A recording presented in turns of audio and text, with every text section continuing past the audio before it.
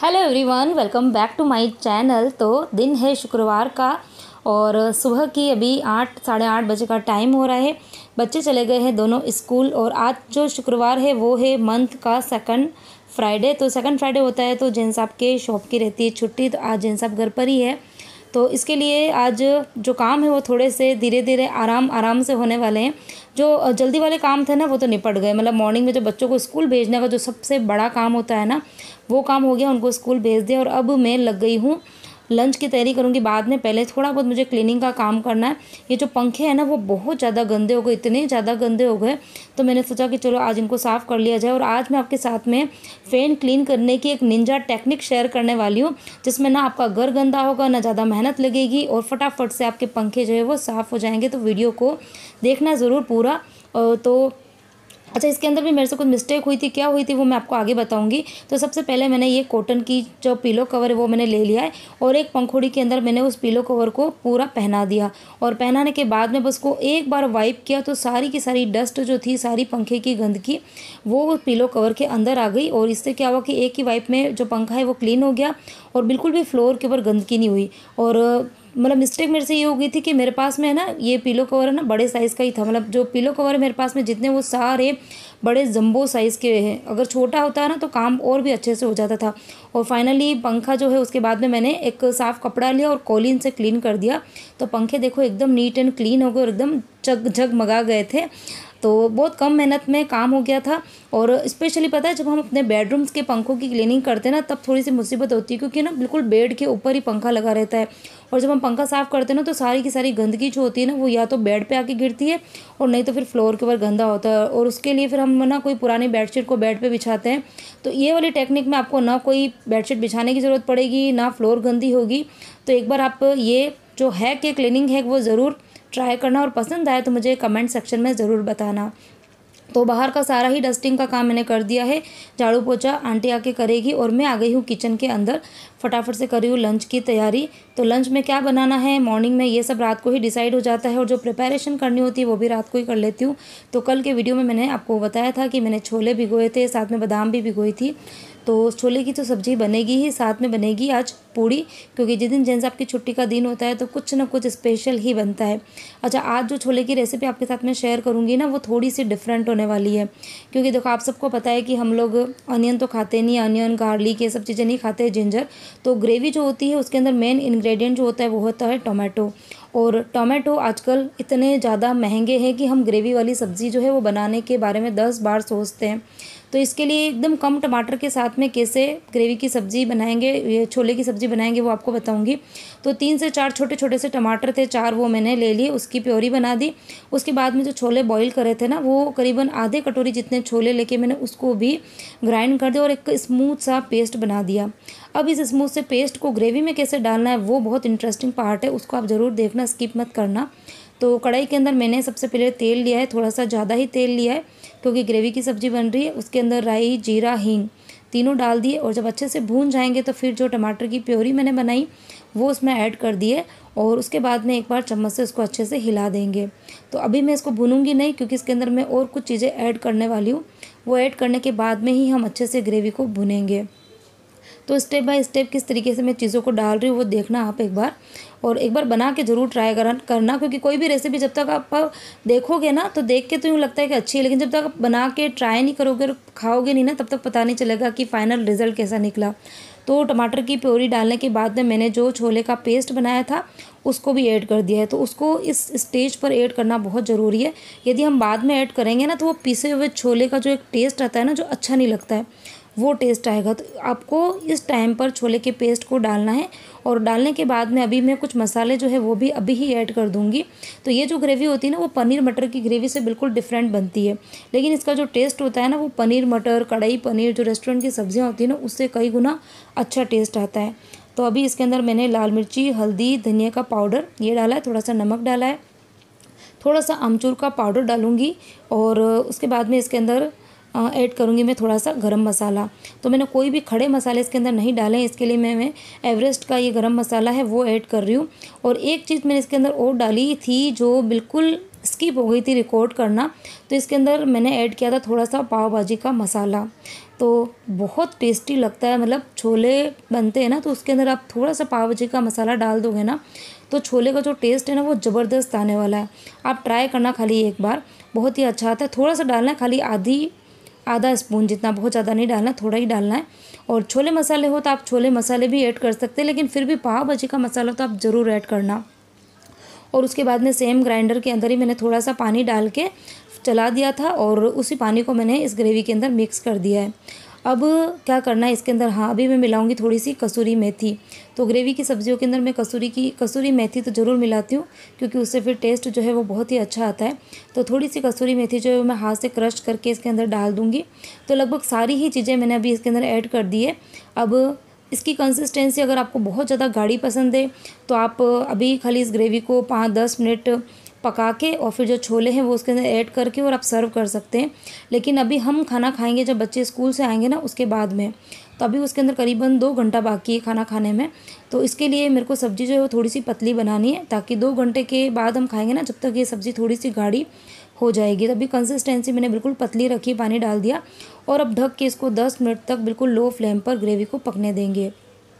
तो करीबन 10 मिनट हो गए हैं और अब देखो ग्रेवी जो है वो बिल्कुल कम भी हो गई है, हल्की सी कंसिस्टेंसी उसकी गाढ़ी हो गई है। और अब जो छोले हैं उसको हम ऐड कर देंगे। तो थोड़ा सा छोले के अंदर पानी भी था, तो बस अब उसके बाद में 5 मिनट ढक के इसको और पकने देंगे। और सब्ज़ी का जो फाइनल रिज़ल्ट होगा वो मैं आपको बताऊँगी जब हम लोग खाना खाएँगे। तो ये वाली छोले की जो रेसिपी है, जो कि कम टोमेटो और नो ऑनियन नो गार्लिक वाली रेसिपी है, ट्राई ज़रूर करना।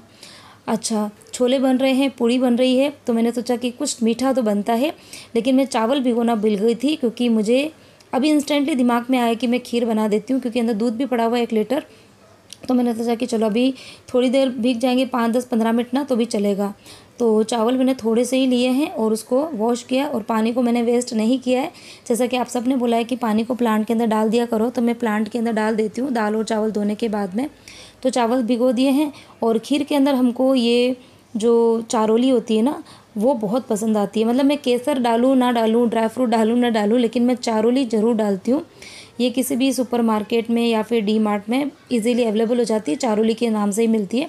तो उसको भी मैंने धो के और भिगने के लिए रख दिया है। और इधर छोले जो है वो बिल्कुल बनकर तैयार हो गए हैं। कंसिस्टेंसी अभी बिल्कुल आपको पतली दिख रही होगी, लेकिन ये सेट हो जाएगी 2 घंटे के बाद में। और दूध मैंने इधर गर्म रख दिया है।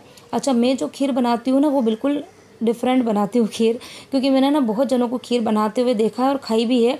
बहुत गाढ़ी खीर बनाते हैं लोग, मतलब खीर के अंदर दूध कम होता है, चावल ज़्यादा होता है।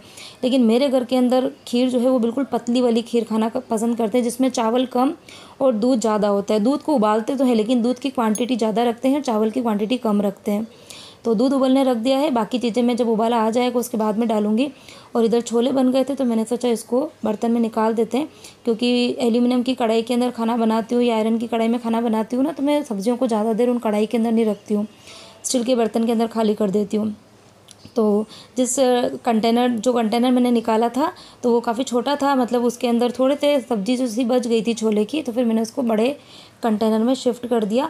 और अब इधर जो दूध है उसमें उबाला आ गया था, तो अभी मैंने जो चावल भिगो के रखे थे उसका सारा ही पानी निकाल दिया और चावल को खीर के अंदर ऐड कर दिया। दूध के अंदर। अभी खीर बनी कहाँ है, इसमें टाइम लगेगा, आधा घंटा लगेगा बनने में।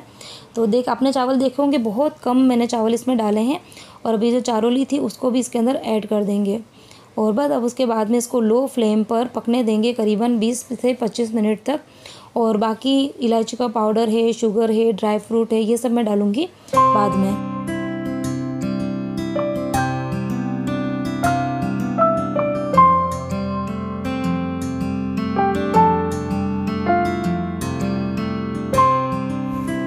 और करीबन 25 से 30 मिनट हो गए हैं और खीर जो है वो बिल्कुल आधी हो गई है, थोड़ी सी गाढ़ी भी हो गई है। और इसके अंदर मैंने शुगर, थोड़ा सा बादाम जो मैंने रात को भिगो के रखे थे ना वो, और मतलब इलायची का पाउडर, सब चीज़ें डाल दी। तो खीर इधर बनकर तैयार हो गई है। और मतलब खाना बन ही गया था, छोले की सब्ज़ी बन गई थी, पूड़ी के लिए आटा मैंने लगा दिया और खीर भी बन गई। तो सभी चीज़ों को मैंने छोटे बर्तन में निकाल के रख दिया है, सारे बर्तन साफ़ कर दिए और किचन की क्लीनिंग भी करी थी। और बस काम ख़त्म हुआ ही था और बच्चे भी आ गए थे। तो बच्चे आए तो मैंने सोचा एक काम करते हैं, बच्चों के टिफ़िन और बॉटल जो है वो मैं अभी ही साफ़ कर देती हूँ। और वैसे भी मैं कोशिश करती हूँ कि बच्चे जब स्कूल से आते हैं ना तो उनका टिफ़िन जो है वो तो मैं उसी समय साफ़ कर देती हूँ, क्योंकि बच्चों के टिफ़िन में मैं अक्सर ये अपना सॉस भरती हूँ या फिर कभी अचार भर देती हूँ। तो अचार और सॉस जो होता है ना, वो बच्चों के जो टिफ़िन होते हैं वो एयर टाइट होते हैं, और उनकी जो रिंग होती है ना, उस रिंग के वहाँ पर जाके मतलब चिपक जाते हैं वो मसाले सब, सॉस वगैरह, और धीरे धीरे वो रिंग जो होती है ना वो बिल्कुल काली काली सी पड़ने लग जाती है मतलब। तो वो चीज़ मुझे अच्छी नहीं लगती, इसलिए मैं बच्चों का टिफ़िन जो है वो हाथों हाथ ही साफ़ कर देती हूँ। और बर्तन तो खैर मैंने पहले ही साफ़ करके रख दिए थे। और अभी ना सही कहूँ तो मतलब 1:30 बजे का टाइम हो गया था, और इस टाइम पर मुझे इतनी ज़ोरों वाली भूख लग रही थी और थकान भी हो रही थी। आंटी भी झाड़ू पोछा करके चली गई थी, मतलब लगभग काम मेरे घर के सारे ही हो गए थे। खाली अभी मुझे पूड़ी बनानी और कुछ भी नहीं करना है। लेकिन मैंने सोचा कि ये जो थोड़ा बहुत मेरा काम बच गया था ना, बच्चों के टिफ़िन साफ़ करना था, बोतल साफ़ करना था और सिंक क्लीन करनी थी, वो काम मैं कर ही लेती हूँ। क्योंकि अब मुझे पता है कि अब जब मुझे इतनी थकान हो गई है और उसके बाद में हम खाएंगे छोले पूड़ी खीर ना, तो इतनी थकान के बाद में जब इतना ऑयली खाना खाते हैं ना, तो उसके बाद में फिर काम कुछ भी नहीं होता है। तो मुझे पता है कि मैं खाना खाने के बाद में कुछ भी काम नहीं कर पाऊंगी। और बच्चों को इतनी तेज़ वाली भूख लग रही थी, वो मतलब ड्रेस चेंज भी नहीं करी थी, और उन्होंने किचन में जब आके देख लिया ना कि आज छोले पूड़ी और खीर बने हैं, तो वो बिल्कुल खड़े हो गए थे किचन के वहीं पर कि आप फटाफट से खाना बनाओ और हमको खाना रख दो। लेकिन उनको मैंने कहा बेटा तुम कपड़े चेंज करो, अपनी यूनिफॉर्म चेंज करो और 5 मिनट रुको, जब तक मैं फटाफट से पूड़ी बना दूंगी।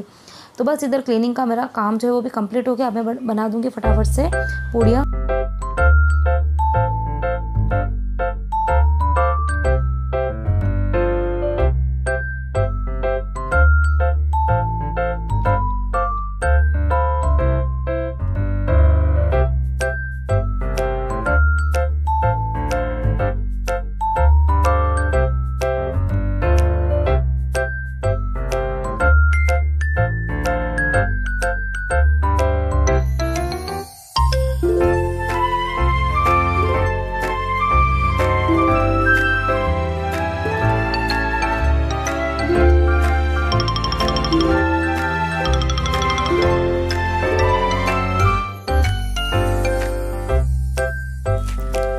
तो थोड़ा सा टाइम लगा था, 5 से 7 मिनट लगे, लेकिन ये जो काम था वो निपट गया। तो बड़ी खुशी मिल रही थी कि अब मुझे कुछ भी काम नहीं करना है, खाना बनाऊंगी।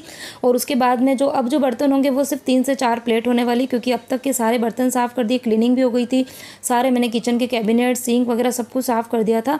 तो अब खाना खाने के बाद में अब जो बर्तन होंगे वो फिर मैं शाम को चाय वगैरह बनाऊँगी ना, उस टाइम पे साफ़ कर लूँगी तो चलेगा। तो अभी मैं बस फटाफट से पूड़ी के लिए थोड़ी बहुत लोई एक साथ में तैयार कर रही हूँ, और 5 से 7 पूड़ियाँ एक बार बना के और फिर फ्राई कर दूँगी। और सबसे जो पहली जो प्लेट्स लगेगी वो लगेगी आज परी विहान के लिए, और उसके बाद में खाना रखूँगी जैन साहब को, और फिर जब पूड़ियाँ बन जाएंगी तो फिर मैं भी खाना खाऊँगी।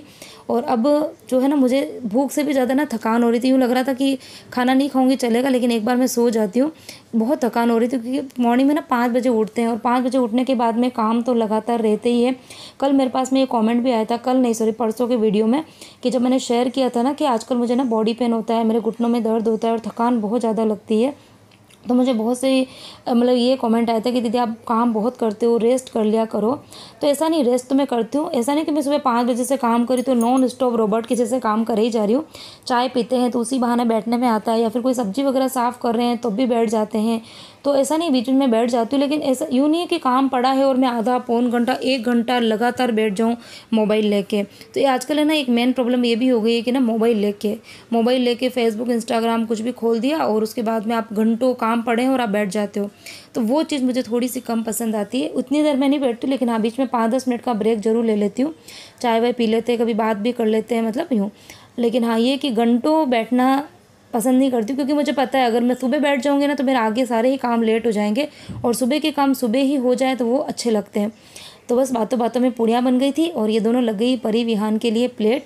गर्मा गर्म फुली फुली सी पूड़ियाँ हैं, छोले की सब्ज़ी है और खीर है। तो आओ आप सब भी लंच कर लीजिए, यम्मी सा लंच, छुट्टी वाला लंच।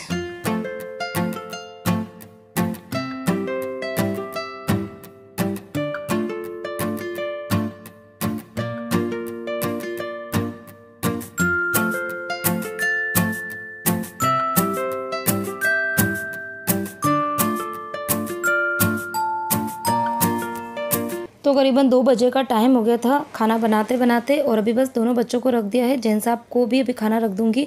और खाना वाना खाने के बाद में बच्चे चले गए थे ट्यूशन और हम निकल गए थे बाहर। कहाँ गए थे वो सब आपको आगे अगले वीडियो में देखने मिलेगा।